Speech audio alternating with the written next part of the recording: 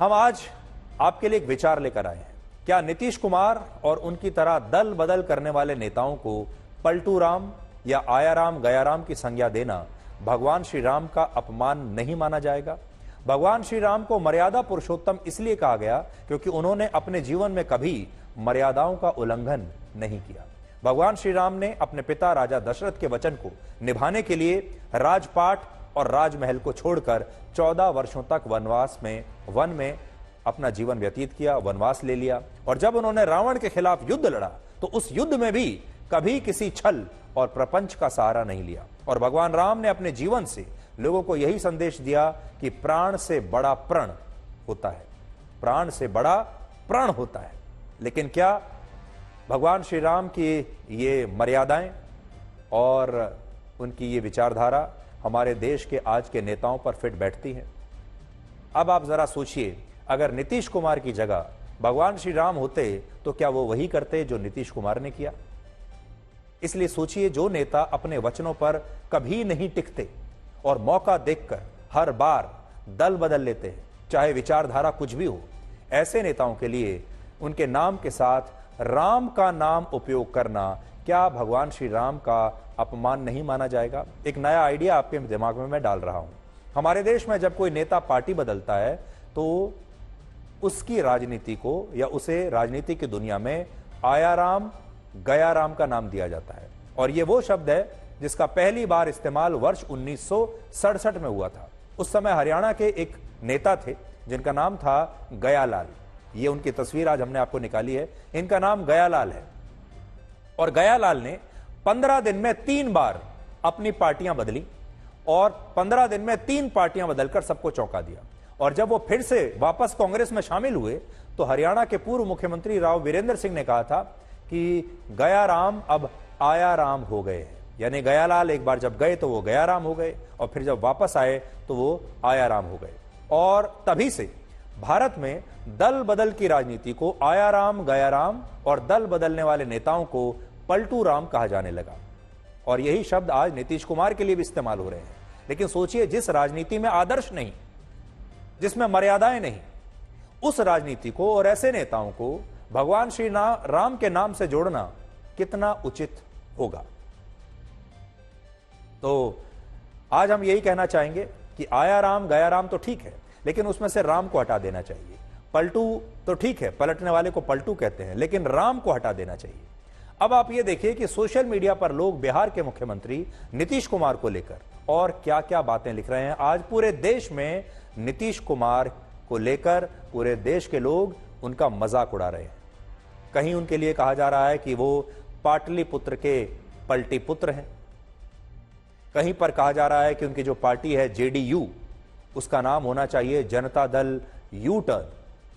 कहीं पर यह कहा जा रहा है कि सड़क पर जहां यू टर्न का साइन बोर्ड लगता है अब वहां पर सिर्फ नीतीश कुमार की फोटो लगा देनी चाहिए। यानी पूरे देश के लोग नीतीश कुमार का मजाक उड़ा रहे हैं।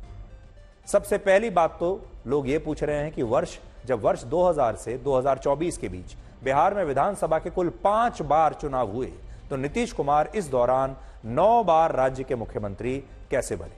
तो देखिए, 2000 से 2024 तक बिहार में 5 बार विधानसभा के चुनाव हुए हैं, लेकिन नीतीश बाबू ने 9 बार मुख्यमंत्री की शपथ ली है।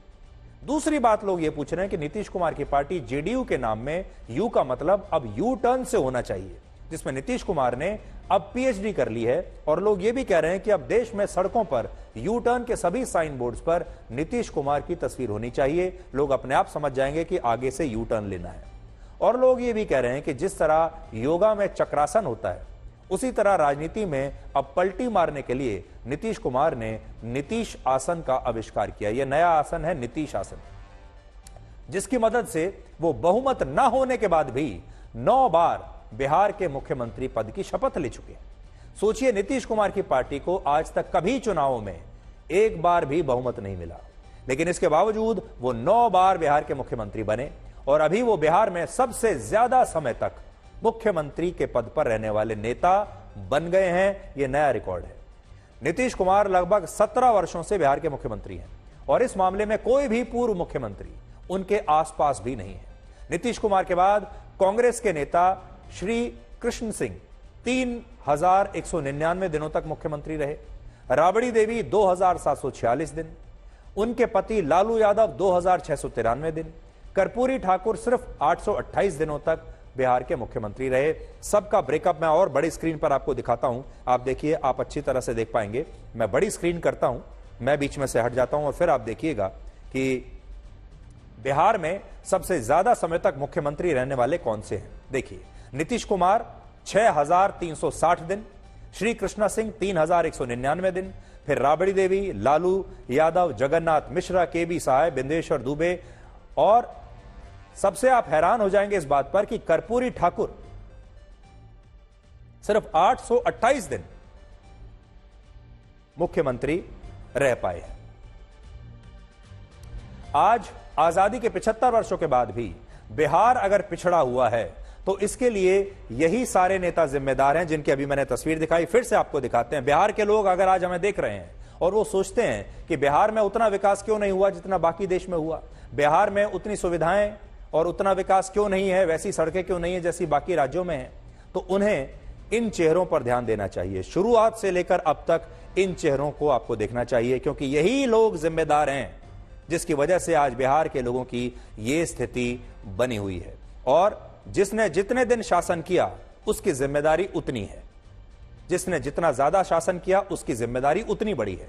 उस हिसाब से अगर आप देखें तो नीतीश कुमार की जिम्मेदारी सबसे ज्यादा है, और फिर लालू यादव के परिवार की जिम्मेदारी आती है। लालू यादव और राबड़ी देवी ने मिलकर जितने दिन, लगभग 5000 से ज्यादा दिन, 5500 दिनों के आसपास उन्होंने शासन किया है, फिर इनकी जिम्मेदारी आती है। तो आज बिहार की जनता को यह तय करना है। नीतीश कुमार किसी कंपनी के उस कर्मचारी की तरह हैं जो अपनी नौकरी यानी अपनी कुर्सी से तो प्यार करता है, लेकिन अपनी कंपनी से शायद प्यार नहीं करता। और इसीलिए आज बहुत सारे लोग ये कह रहे हैं कि नौकरी पेशा लोगों को नीतीश कुमार से ये सबक लेना चाहिए कि जब तक दूसरी कंपनी का ऑफर लेटर हाथ में ना हो तब तक पहली कंपनी से रिजाइन मत करो। और नीतीश कुमार एक ऐसे नेता हैं जिनकी जेब में हमेशा अगली नौकरी का ऑफर लेटर हमेशा रहता है, और अगर एक बार दूसरी कंपनी का ऑफर लेटर स्वीकार कर लो तो पहली कंपनी कितना भी इंक्रीमेंट, प्रमोशन या लालच दे, फिर रुको मत, क्योंकि एक बार इस्तीफा देने के बाद आप कंपनी के मैनेजमेंट की नजरों में आ चुके होते हैं,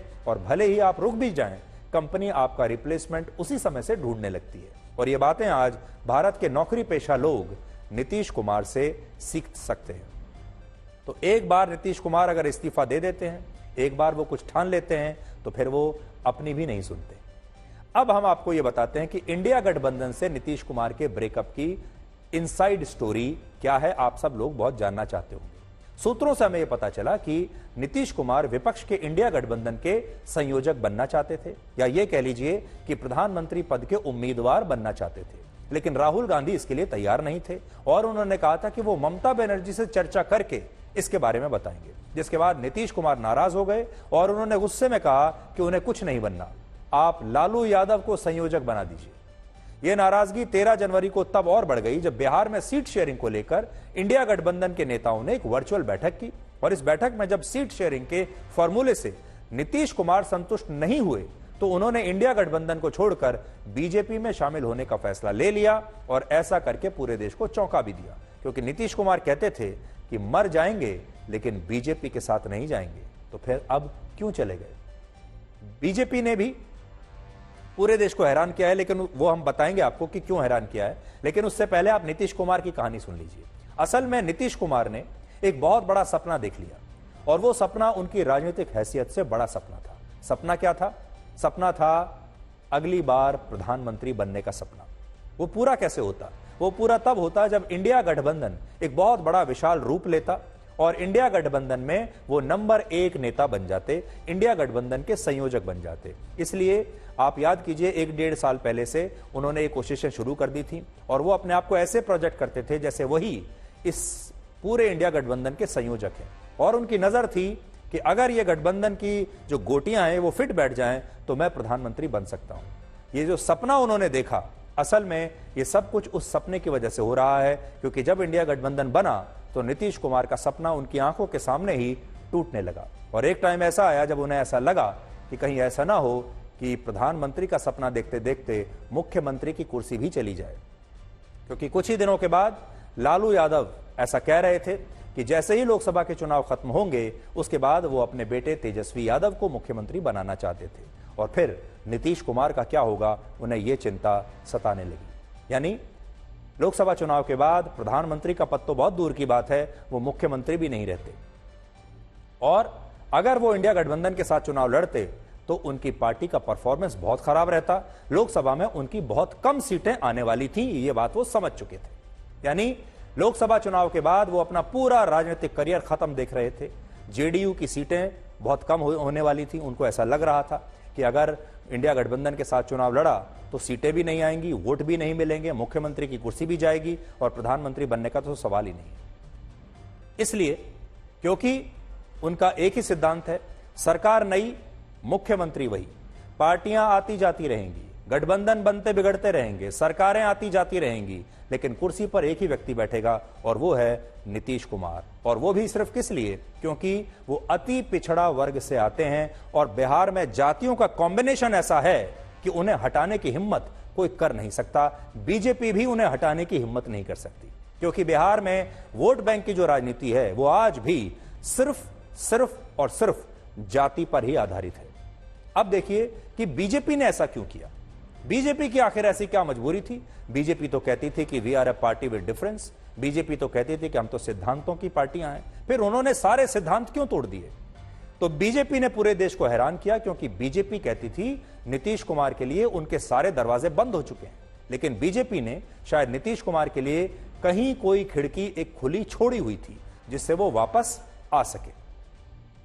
अब आप देखिए कि इस गठबंधन के पीछे नीतीश कुमार की सोच क्या है। 72 वर्ष के नीतीश कुमार विपक्ष के प्रधानमंत्री उम्मीदवार बनना चाहते थे, इसलिए विपक्ष के इंडिया गठबंधन की सबसे पहली बैठक पटना में नीतीश कुमार के आग्रह पर ही हुई थी। उन्होंने ही बुलाई थी और पटना में बुलाई जहां के वो मुख्यमंत्री थे, यानी एक तरीके से उन्होंने इसे होस्ट किया। लेकिन जब उन्हें यह लगा कि कांग्रेस और विपक्ष के बाकी दल नीतीश कुमार को अपना प्रधानमंत्री उम्मीदवार नहीं बनाएंगे, तो नीतीश कुमार ने इंडिया गठबंधन लालू यादव की पार्टी से ब्रेकअप कर लिया। इस ब्रेकअप की दूसरी बड़ी वजह है लोकसभा के चुनाव। आंकड़े कहते हैं कि जब जब नीतीश कुमार की पार्टी बीजेपी के साथ लोकसभा के चुनाव लड़ी तो उनकी पार्टी को ज्यादा फायदा हुआ है। उदाहरण के लिए 2019 के लोकसभा चुनाव में जेडीयू ने बीजेपी के साथ मिलकर चुनाव लड़ा और इसी वजह से नीतीश कुमार की पार्टी जेडीयू 17 में से 16 लोकसभा सीटों पर जीत गई। लेकिन 2014 में जब जेडीयू ने बीजेपी से गठबंधन तोड़कर अकेले 38 सीटों पर चुनाव लड़ा था तो नीतीश कुमार की पार्टी को सिर्फ 2 सीटें मिली थी। आंकड़े आपके सामने हैं 2014 के और 2019 के। अब आप देख लीजिए, हालांकि वर्ष 2009 में जब जेडीयू ने बीजेपी के साथ चुनाव लड़ा तो 20 सीटों पर और बीजेपी को 12 सीटों पर जीत मिली थी। लेकिन वर्ष 2020 में जब जेडीयू ने विधानसभा का चुनाव लालू यादव की पार्टी के साथ मिलकर लड़ा तो उनकी पार्टी राज्य में तीसरे नंबर की पार्टी बन गई। देखिए, उनकी पार्टी है तीसरे नंबर की, जीवन में उन्हें कभी बहुमत नहीं मिला, लेकिन फिर भी मुख्यमंत्री वही बनते हैं। नीतीश कुमार ने इसलिए भी बीजेपी से गठबंधन किया क्योंकि आरजेडी के साथ गठबंधन में जेडीयू की भूमिका सीनियर पार्टी की नहीं थी। इस गठबंधन में लालू यादव की पार्टी बड़ी पार्टी थी क्योंकि वही सिंगल लार्जेस्ट पार्टी है, और जेडीयू छोटी पार्टी थी, जूनियर पार्टी। क्योंकि इस सरकार में सब कुछ तेजस्वी यादव के इर्द गिर्द सीमित हो चुका था और नीतीश कुमार की भूमिका काफी कमजोर हो गई थी, इसलिए वो इस गठबंधन से अब बाहर निकल आए। नीतीश कुमार और बीजेपी के इस गठबंधन से अब आप 5 बड़ी चीजें देख सकते हैं क्या होगा। पहला, इस गठबंधन से जातिगत जनगणना का मुद्दा कमजोर हो जाएगा। जब नीतीश कुमार विपक्षी दलों के साथ थे तब विपक्ष देश में सवर्ण बनाम पिछड़ों की राजनीति करना चाहता था, लेकिन अब जब नीतीश कुमार बीजेपी के साथ आ गए हैं तो विपक्ष ऐसा नहीं कर पाएगा, क्योंकि नीतीश कुमार अति पिछड़े वर्ग से आते हैं और वो अब बीजेपी के साथ है। तो एक नया फॉर्मूला बनेगा और वो फॉर्मूला बहुत ही डेडली फॉर्मूला है। इस नए गठबंधन से बिहार में जो नया फॉर्मूला बनेगा वो है हिंदुत्व जमा सोशल इंजीनियरिंग का फॉर्मूला। तो इस फॉर्मूले को आप याद रखिएगा। फॉर्मूला क्या है? हिंदुत्व जमा सोशल इंजीनियरिंग। पहले क्या होता था? बीजेपी हिंदुत्व की बात करती थी और विपक्ष के नेता सोशल इंजीनियरिंग की बात करते थे। पहले यह हुआ करता था। बीजेपी की कोशिश थी कि सारे हिंदू जातियों को छोड़कर एक जगह कंसोलिडेट हो जाएं, जैसा उत्तर प्रदेश में उन्होंने किया। विपक्ष की क्या भूमिका थी? विपक्ष चाहता था कि सारे हिंदू वोट छोटे छोटे टुकड़ों में बंट जाएं। विभाजित हो जाएं जातियों के नाम पर, जैसा कि बिहार में होता है। लेकिन अब ये जो नया कॉम्बिनेशन बनेगा बिहार में, ये है हिंदुत्व जमा जातिवाद।